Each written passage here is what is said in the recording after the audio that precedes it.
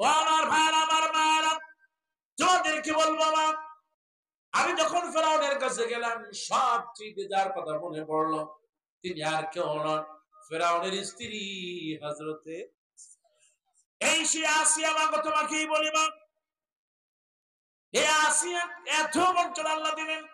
বিশ্ব নবী রাহমাতুল লিল আলামিন বলেন, আফদালুন নিসাই আহলিল জান্নাহ আরবা, জান্নাতের ভিতরে শ্রেষ্ঠ রমণী হলো চারজন। জোরে কোন কয়জন? আল্লাহ নবী বললেন এক নম্বরে যিনি জান্নাতে যাবেন তিনি আর কেউ নন, ফেরাউনের স্ত্রী হযরতে আসিয়া। এক নম্বরে জান্নাতে যাবে কে?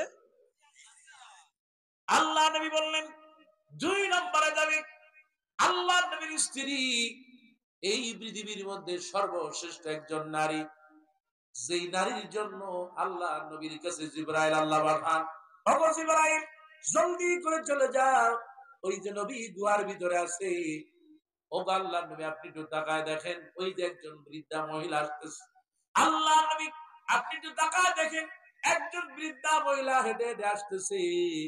তামাম পৃথিবীতে আমি এইরকম স্ত্রী আর আপনি আপনি দেখেছেন কিনা জানি না। জিবরাইল বলে ইয়া রাসূলুল্লাহ, তামাম পৃথিবীতে এইরকম একজন খাদিজা আমি আর পাই না।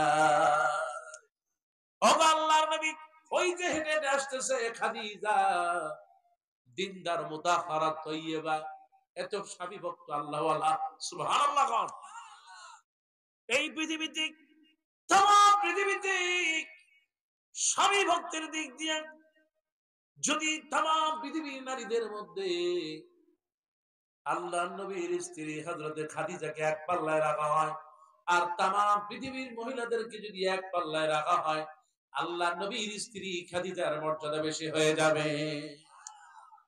আল্লাহর নবীকে এত ভালোবাসতেন, সুবহানাল্লাহ। ও আমার ভাইরা, জিবরাইল আর আল্লাহর নবী গুহার ভিতরে বসে আছেন। আল্লাহর নবী নবীকে বললেন ইয়া রাসূলুল্লাহ তাকায় দেখেন একজন বৃদ্ধা মহিলা আসতেছে। হুজুর, ঠিক আয়াত এভাবে আসছে, হুজুর ইয়া রাসূলুল্লাহ, হুজুর তাকা নবী, ওই যে দেখেন একজন মহিলা, দেখেন কি আল্লাহওয়ালা, সুবহানাল্লাহ। ইয়া রাসূলুল্লাহ ওই মহিলা যখন হেঁটে হেঁটে আসবে, ফিহা আদাসুন, তার হাতের মধ্যে একটা বাটি, ওই বাটির ভিতরে কিছু রুটি আছে, কিছু ডাইল আছে, সুবহানাল্লাহ। আরে একজন স্বামীর জন্য একজন দিনদার পরেশগার স্ত্রী ছাড়া আর পৃথিবীতে কি দামি হতে পারে, সুবহানাল্লাহ। এই জন্য আল্লাহ পাক বলেন ইন্নাল মুমিনুনা ওয়াল মুমিনাতু বা'দুহুম আউলিয়াউ বা'দ, একজন দিনদার নারী আর একজন দিনদার পুরুষ, স্বামী আর স্ত্রী পরস্পর পরস্পরের বন্ধু। জবান খুলে কোন সুবহান। কিন্তু আজ আমাদের সমাজে স্বামী আর স্ত্রী কয় বন্ধু, এটা হলো সাপ আর বেজি। স্বামী আর স্ত্রী দুইটা সাপ আর বেজি, তেল আর জল, পানি আর তেল যেমন মেশে না, আমাদের সংসারে আজকাল এমন হয়ে গেছে অধিকাংশ পরিবার স্বামী স্ত্রীর মধ্যে কোনো সম্পর্ক নাই। কারণ স্বামী একদিকে, বউ যায় আর একদিকে, বউকে স্বামী বোঝে না, আর স্বামী কি চায় বউ তা বোঝে না, সব যার যার ধান্দায় ব্যস্ত। কথা কথা ঠিক না আমার ভাইয়ারা? আল্লাহর নবী রাহমাতুল লিল আলামিন বসা, জিবরাইল বলেন ইয়া রাসূলুল্লাহ আপনি একটু খাদিজার দিকে তাকান, ওই খাদিজা যখন এই জায়গায় আসবে আপনি বলবেন আল্লাহ রাব্বুল আলামিন খাদিজাকে সালাম জানিয়েছে। খাদিজাকে সালাম দিলেন কে? মা খাদিজাকে আল্লাহ সালাম দিলেন, সুবহানাল্লাহ। জিবরাইল বলেন ইয়া রাসূলুল্লাহ ইয়া হাবিবাল্লাহ, আল্লাহ রাব্বুল আলামিন খাদিজাকে শুধু ভালোই বাসেন নাই, শুধু সালাম দেন নাই, আমার আল্লাহ রাব্বুল আলামিন খাদিজার জন্য একটা ঘর বানাই দিয়েছে। এই সেই খাদিজা রাদিয়াল্লাহু তাআলা আনহা নবীজিকে এত ভালোবাসতেন। আল্লাহ নবী বিশ্ব নবী বলেন দুই নম্বর জান্নাতে যাবেন তিনি আর কেউ নন, আল্লাহ নবীর স্ত্রী হযরতে খাদিজা।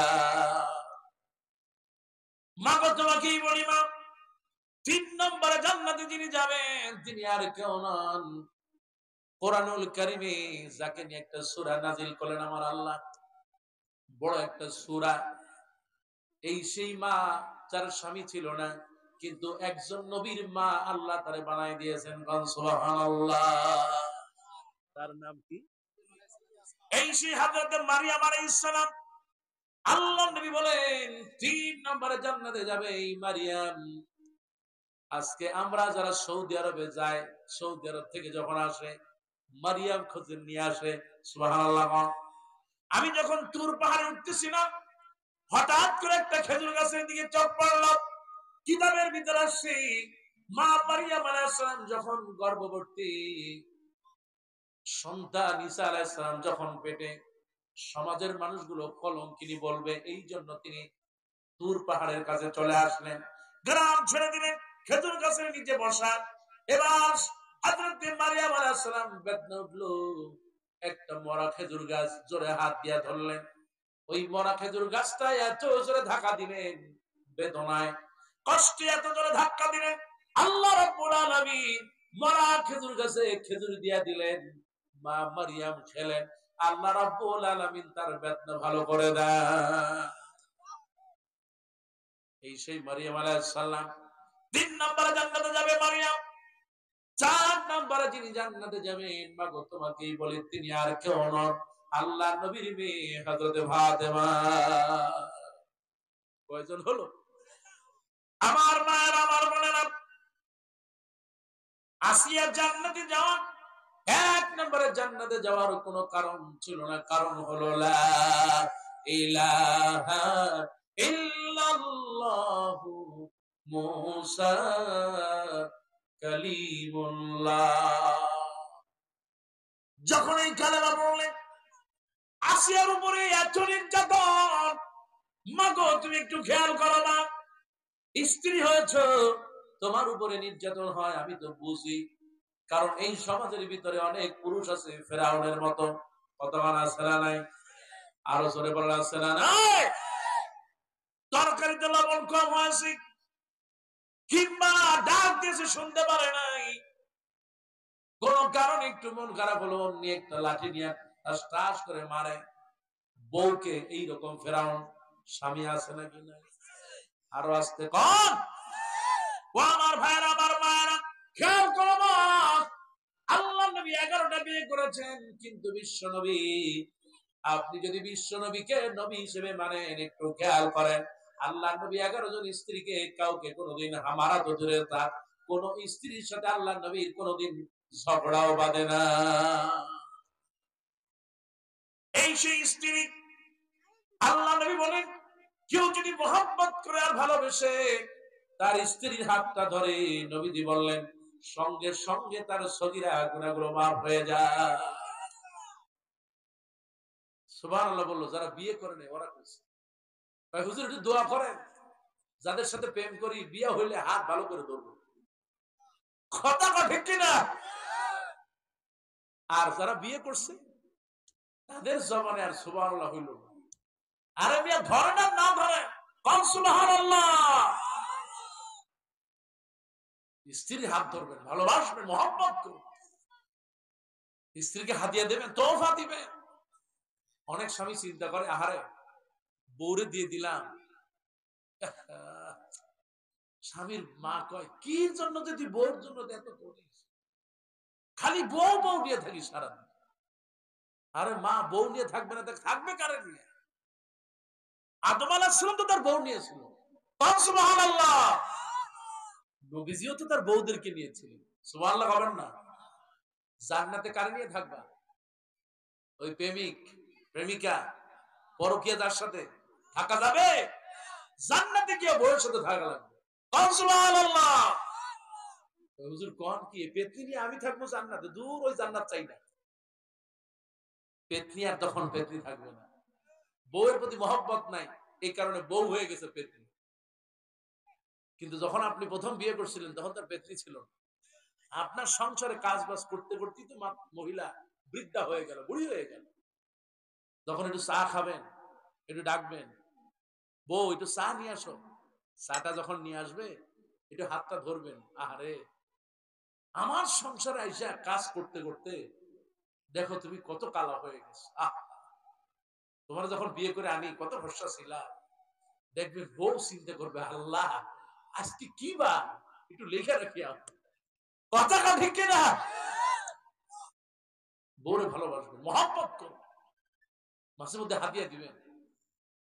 আপনি তো মসজিদে দান করেন, কত সুন্দর মসজিদ হয়ে গেছে, আলহামদুলিল্লাহ। মসজিদটা আল্লাহ আরো সুন্দর করা, বলেন আমিন। ভাইরা আমার, আমি বলতে চাই আপনি তো মসজিদে হাদিয়া দেন, আমি বলবো বেশি বেশি করে দেন, কিন্তু আল্লাহ নবীর ভাষায় আপনি আপনার স্ত্রী পরিবার সন্তানের জন্য যে টাকা খরচ করেন, পয়সা খরচ করেন, আল্লাহ নবী বলেন তাম পৃথিবীতে যত জায়গা আপনি খরচ করবেন, সবচেয়ে পরিবার পরিজন সন্তানের জন্য যা খরচ করবেন, আমার আল্লাহ রাব্বুল আলামিন তার কবুল বেশি করে নিবেন। স্ত্রীকে ভালোবাসবেন, মহব্বত করবেন। ও আমার ভাইরা, লিতাসকুনু ইলাইহা ওয়া জাআলা বাইনাকুম মাওয়াদ্দাতাও ওয়া রাহমা। আল্লাহ বলেন আমি স্বামী স্ত্রী দুইজনকে জোড়ায় জোড়ায় বানালাম। আরে দেখবেন একটা গাছের ভিতরে যখন দুইজন স্বামী আর স্ত্রীটা কত হাসি থাকে, কত খুশি থাকে। আপনি যদি দুইটা পাখি পালেন, একটা খাঁচার ভিতরে দুইটা টিয়াই ধরেন কিংবা দুইটা ঘুঘুই ধরেন, আপনি পারলেন স্বামী আর স্ত্রী তাদের কত মহব্বত, একজন যখন থাকে না আর একজন অসহায় হয়ে যায়। তাম পৃথিবীতে স্বামী আর স্ত্রী এত মহব্বত, আল্লাহ মহব্বত তৈরি করে দিয়েছেন। নবীজি বলেন সেই স্ত্রীর প্রতি যার যত মহব্বত, আল্লাহ ওই ঘরে তত বেশি বরকত দিয়ে দেন। সুবহানাল্লাহ। ও আমার মায়েরা বোনেরা, আমি বলতেছিলাম চারজন জান্নাতে যাবে, শ্রেষ্ঠ নবী এক নম্বর আসিয়া। এই জীবনে আসিয়া অনেক কষ্ট করেছে, বাবা আসিয়ার মতো একটু কষ্ট করো। আল্লাহ নবী দুই নম্বর বলেন আল্লাহ নবীর স্ত্রী খাদিজা। খাদিজা আল্লাহ নবীকে স্বামীকে মহব্বত করতেন। তিন নম্বর হলো মারিয়াম। এই মারিয়াম আলাইহিস সালাম মসজিদে কাজ করতেন, মসজিদের খাদেমা ছিলেন।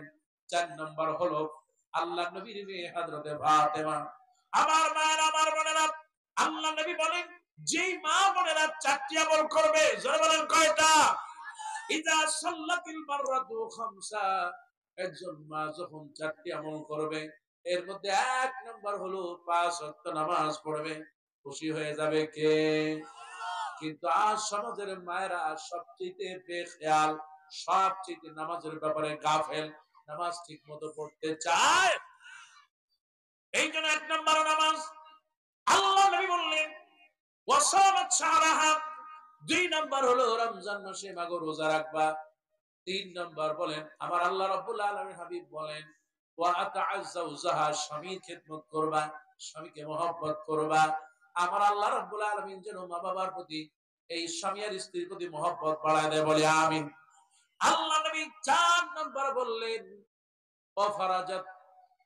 আল্লাহ রাব্বুল আলামিনের হাবিব বলেন ইযা সাল্লাতিল মাররাতু খামসা, 5 ওয়াক্ত নামাজ পড়বে, ওয়া সামাত শাহরাহা, রমজান মাসে রোজা রাখবে, ওয়া আতাত জাওজাহা, স্বামীর খেদমত করবে, ওয়া হাফাজাত ফারাজাহা, আর আমার ঘরে যত মা বোনেরা আছে পর্দা করবে, সতীত্ব রক্ষা করবে।